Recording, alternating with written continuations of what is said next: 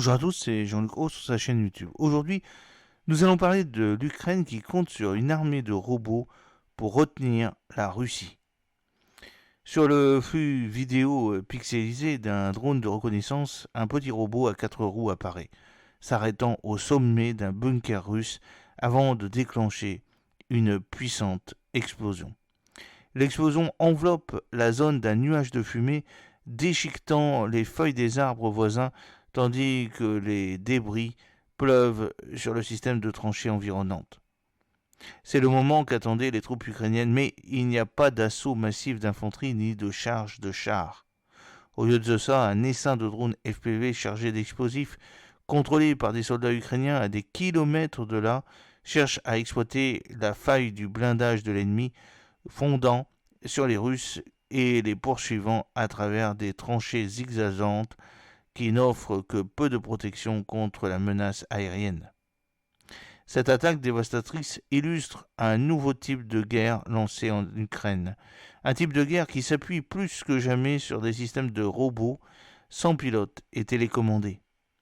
Alors que Kiev s'efforce de surmonter sa grave pénurie de main-d'œuvre, le président ukrainien place ses espoirs dans une armée de robots expérimentaux pour inverser la tendance contre l'invasion de Vladimir Poutine. Le Télégraphe a eu un accès rare à des informations sur les nouveaux types de robots qui participent déjà au combat en Ukraine. Depuis des mois, les forces ukrainiennes utilisent des robots pour tout, démolir les ponts, transporter des fournitures jusqu'à la ligne de front et évacuer les troupes blessées.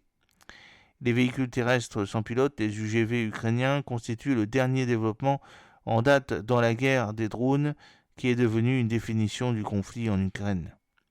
Le grand espoir est que ces développements technologiques sauveront la vie des militaires ukrainiens, alléguant ainsi le fardeau d'une grande pénurie de main-d'œuvre qui, selon les experts, va s'aggraver avant de s'améliorer. Contrairement à l'ennemi, la clé de l'Ukraine réside dans son peuple. La technologie, en particulier les véhicules terrestres sans pilote, permet de minimiser l'implication humaine sur le champ de bataille, préservant ainsi la vie et la santé des soldats ukrainiens, a déclaré Natalia Kushenska, directrice des opérations de Bravwan, la plateforme d'innovation en matière de défense du gouvernement ukrainien. Bravwan a passé au crible des centaines d'idées, des plans, des prototypes proposés par des développeurs ukrainiens qui pensent pouvoir aider. Rien qu'au mois de mars, plus de 50 robots ont été envoyés au front sans grande fanfare officielle. Un mois plus tôt, des rapports faisaient état de fantassins russes tentant de s'emparer d'un bunker ukrainien à l'extérieur de la ville d'Adivka dans la région de Donetsk. Les envahisseurs ont essuyé une pluie de tirs intenses et précis qui n'ont pas été dissuadés par une rafale de tirs, de mortiers et d'armes légères en représailles. Lorsque la position du mitrailleur fut finalement envahie, les Russes découvrirent que leur adversaire n'était rien de plus qu'un morceau de métal. Il s'agissait probablement de l'un des 4 robots de combat déployés lentement sur la ligne de front. Certains sont équipés de mitrailleuses PKT et PKM de calibre 7,62 mm, tandis que d'autres sont conçus pour des opérations plus lourdes avec des mitrailleuses Browning de 12,7 mm pouvant atteindre des cibles à un peu plus d'1,5 km. Les UGV peuvent être équipés de caméras de vision nocturne et d'un blindage supplémentaire les protégeant des tirs d'armes légères correspondant à la description du robot de tir qui a affronté l'avancée des Russes à l'extérieur d'Avdiivka. Des missions, y compris des assauts, ont été menées avec des ordinateurs portables alors que leurs opérateurs étaient assis dans des abris souterrains à environ 3,5 km de là. Le mitrailleur fixe et télécommandé, le Shabila M2, est principalement utilisé pour remplacer les longues équipes de travail des soldats ukrainiens en mission défensive. Les ingénieurs et les développeurs se sont également inspirés de l'utilisation par les forces armées ukrainiennes de drones suicides à sens unique dans le ciel et dans les vagues. Les véhicules terrestres sans pilote, baptisés Ratel S et Arc One, peuvent transporter 40 kg d'explosifs sous un char ou dans un bunker à une vitesse de 24 km/h. Une version réutilisable peut transporter et déployer jusqu'à 2 mines anti-chars TM-62 sur des positions ou sur des routes logistiques russes.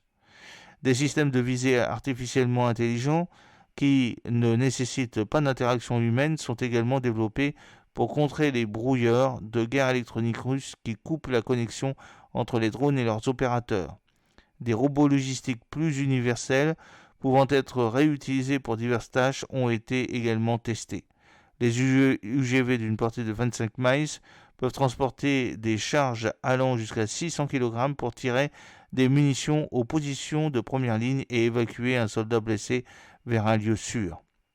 Les versions à chenilles sont déployées dans des conditions plus tortueuses, tandis qu'une conception à roues offre de meilleures performances lorsque la vitesse est essentielle. Nos militaires les utilisent déjà en première ligne. Nous avons des exemples réussis d'utilisation de robots pour démolir des ponts utilisés par l'ennemi, livrer des fournitures aux lignes de front, évacuer les soldats blessés et infliger des dégâts à l'adversaire, a déclaré Mme Kuzhnechka. La guerre par drone est considérée comme le seul moyen pour l'Ukraine de surmonter l'avantage numérique dont bénéficie la Russie en raison de sa volonté d'absorber les pertes massives. L'utilisation de drones aériens, navals et terrestres a été accrue en réponse à la lenteur des livraisons des systèmes d'armes occidentaux plus conventionnels par les bailleurs de Kiev à l'étranger. Les responsables du renseignement britannique ont estimé que 500 000 Russes avaient été tués ou blessés pendant la guerre dans un article publié vendredi sur les réseaux sociaux. L'Ukraine et l'OTAN partagent une opposition à ce niveau de gaspillage humain, ce qui, selon les responsables de Kiev, finira par amener les militaires occidentaux à adopter ces créations technologiques. Au moins 21 des robots testés sur la ligne de front sont codifiés selon les normes de l'OTAN, a déclaré Mme Kuzhnechka. Nous sommes convaincus que les véhicules terrestres sans pilote changeront la donne dans cette guerre, tout comme les drones l'ont déjà été. Il s'agit de notre réponse asymétrique à l'avantage numérique de l'ennemi, a-t-elle ajouté. J'espère que cette petite vidéo vous a plu. N'oubliez pas de cliquer sur le pouce pour la promouvoir, de vous abonner si ce n'est pas encore fait et de partager cette vidéo sur vos réseaux sociaux. A très bientôt.